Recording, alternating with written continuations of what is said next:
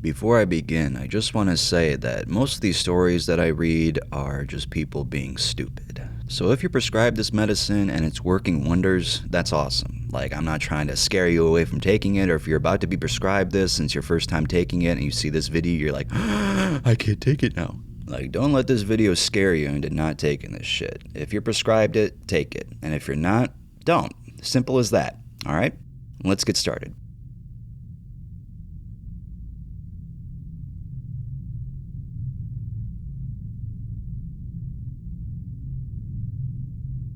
For a little bit of history, I've been dealing with depression my entire life, and that's what has unfortunately led me to the situation that I was in. I began smoking weed in middle school. It wasn't until high school that my interest for other drugs began to expand. In my freshman year, I began smoking weed heavily, to a point that my friends began to worry about me and my academic work. I kinda shrugged it off and continued doing what I was doing. Then, when summer came, my exploration into other drugs began to take off. I found a bottle of codeine syrup in my grandparents' medicine cabinet and mixed it with Sprite and tried it that summer. I continued to sip codeine for a large part of the summer until my friends stopped me in my tracks, voicing their concerns and asking me to stop what I was doing. I promised them I would, but I didn't follow through. As a last-ditch effort, I tried codeine pills, but instead of the high I was used to with the syrup, I got terrible stomach aches and was vomiting for a large majority of that night.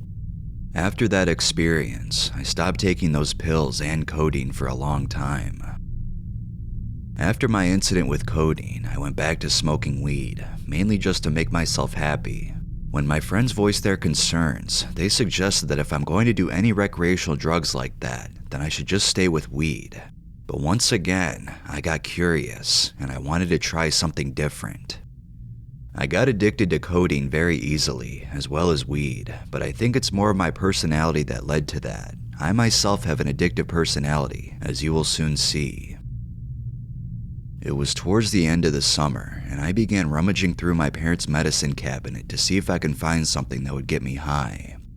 I found a bottle of pills my mom had labeled as Lamotrigine. After doing a quick search of Lamotrigine high on Google and found an answers post about it, I decided to take the risk. Each pill is 150 milligrams, so I decided to go with a low dose of 4 pills, the equivalent of 600 milligrams. After an hour or so, I began to start feeling some of the effects of the pills. As I stood up from my chair to go to the bathroom, my balance was kinda weird. I kinda stumbled walking into the bathroom, and my arms and legs felt kind of tight. After sitting on the toilet for probably 15 minutes, my body decided that I can't go to the bathroom at this moment, so I went back to watch TV. I also began to notice that when I moved my head too fast, my vision would kinda blur for a second, then it would go back to normal. I felt happy, or maybe different is a better word, for when I was on them. It would have been late July that I started taking these pills, and this continued for the next 4 months, increasing my dosage over time. I remember at one point I took 6 or 7 pills, and it left me in a terrible state of nausea and lack of coordination. If I moved my head just a tiny bit, I would begin to feel nauseous and throw up. It was after this incident that I swore I would stop taking these. Come around October, and I was still taking the pills, despite what I had told myself. I was taking at least 4 of them every couple of days, as the feeling of them would stay in my body for at least 12 hours. While I was taking them, I never mentioned that I was taking them to my friends, only that I was smoking weed, so they had no clue what was happening. I remember it was on a Friday. I had taken 6 pills and laid down to go to sleep. When I woke up the next day, I thought that the effects were wearing off, and I still wanted to feel them, so I took 4 more to satisfy myself. So at this point, I have taken at least 10 pills within the span of 12 hours. I took them almost 15 minutes before me and my parents left to go to my brother's baseball game. While we were driving there, the effects slowly began to come on, and it wasn't until we sat down that they began to really take effect. I asked my mom if I could go to her car to get some ibuprofen after getting a terrible headache, and she gave me her keys so I could do so. The walk there was horrendous, as I increased the dosage on myself. I found out over time that double vision would be a big part of that. So at this point, my double vision was messing with how I was walking, and that was no good either. I remember walking down the path to the concessions, and it felt like it was all over the path, praying that none of the passing people would say anything to me, in case they would suspect I was high or that something was wrong. When I finally made it to my mom's car, I unlocked it and sat in there for what felt like forever while I waited for my double vision to settle down. I grabbed a couple of the ibuprofen pills and made my way back. Walking back felt even worse than before. I felt like my whole body was being dragged in the general direction of the concession stands, but that I had no control.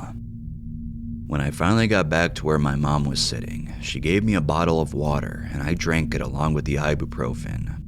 My mom asked if I was alright, insisting that I drink more water because of how pale I looked. I assured her I was okay, that it was just a headache, but at that moment, I began to feel very sick. I stood up, and while I was doing this, I began to vomit. I ran as fast as I could to the trash can, feeling as sick as I ever have. My mom was asking if I was alright, asking for any symptoms, and I told her that I had a headache and felt nauseous. My mom decided that we would go home, and someone in a golf cart volunteered to take us to our car. When we finally arrived at our home, my mom was struggling to get me inside because of the way I was walking. My feet weren't flat on the ground, my mom wasn't strong enough to carry me, and I could barely move without throwing up. I pleaded with her not to take me to the hospital in the case that some tests would show that I had these pills in my blood and my mom would find out that I was abusing them, but we went anyways. At this point, in combination of my double vision, my vision in general was getting worse. Everything looked like a blur to me, and I was struggling to sit up properly. We finally got to the hospital, and it was at this point that I couldn't stop throwing up. When they finally got me into a room, they had an IV put in my arm because I couldn't swallow anything long enough to keep it in my system. My nausea and double vision couldn't have been worse. I was fearing for my life. I had no idea what was going on, had never gone through any experience like this, and feared that I would die right before my mom. The doctors asked me if I had taken anything that may have started this, and I denied it, saying I had no idea what brought all this on, that I was a good kid, that I had been sober all my life, never touched anything. And my mom believed that too, because I had never been caught or suspected of. They wanted to check for any damage inside my head, so they had a CAT scan performed and found nothing wrong. They had given me a tablet that dissolved on my tongue, and it made my double vision much better, making it possible to see things normally again. It wasn't until around 6 hours later, after I'd been given many different medicines and water, that I was able to eat actual food again. I wouldn't recommend anyone to take Lamotrigine recreationally. Taking it in higher doses brought on effects that I wouldn't want anyone to ever experience.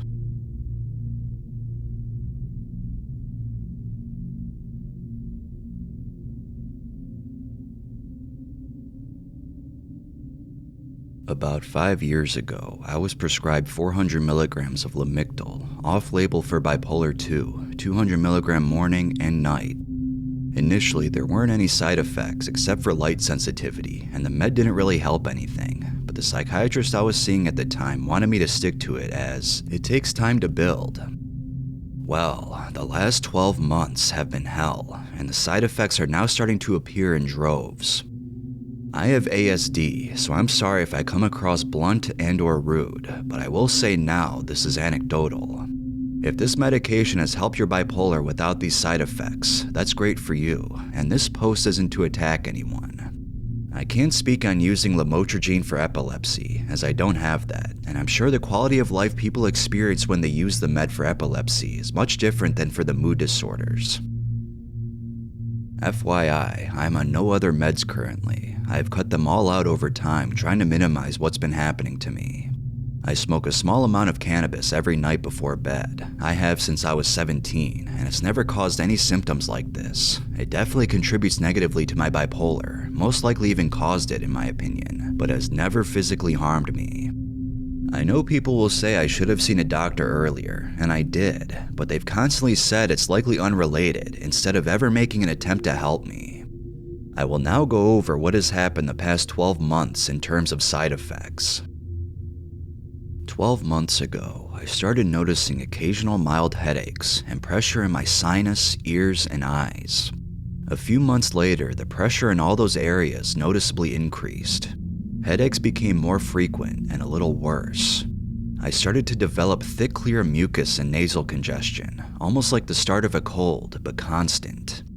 Light sensitivity became a lot worse, to a point where my vision became slightly blurry and my eyes burned frequently. I saw a psychiatrist and told him all this, and he recommended I cut it down to 200 milligrams per day, but not to completely get off it. I listened to his advice and cut it down. The withdrawals were so bad. Extreme brain fog, tachycardia in bouts, irritability, and anxiety to a level I've never experienced, so I took it twice as slow and minimized those symptoms. I am on 200 milligrams now, and the side effects have only gotten worse. I have all the same side effects as mentioned before, except the head congestion has now caused ETD, Eustachian tube dysfunction. The headaches are all afternoon every day. The light sensitivity, blurred vision, and irritated eyes are all worse as well. And 2 months ago, I started waking up multiple times a night to bad panic attacks. What's weird is that I've never had panic attacks, and it pairs with a weird phobia towards noises. I am increasingly anxious about loud noises, sharp noises, people talking to me, etc., to where I've become quite violent towards my family and friends and had to distance myself. I have a very weird, intense fear of developing tinnitus, which I've seen on Reddit some people have developed from Lamictal. I've also seen it can cause meningitis. I've never had these problems in my life. I was a healthy autistic kid who smoked weed, and the doctors didn't like that I smoked, so they diagnosed me with bipolar and put me on meds that I now regret ever taking.